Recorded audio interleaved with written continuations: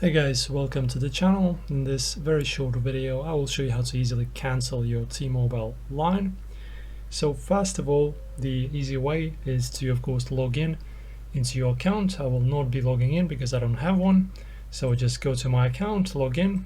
And as you can see now, ready to cancel. Cancellations cannot be completed online.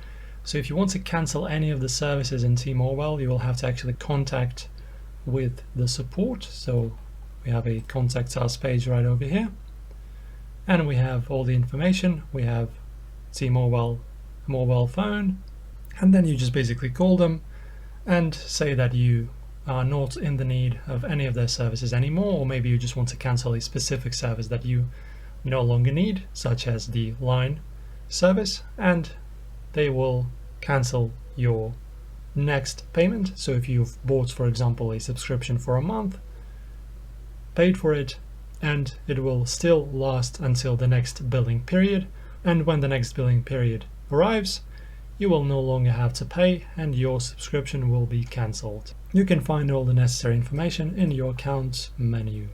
Thank you guys for watching this tutorial. Subscribe, like the video. I will see you very soon.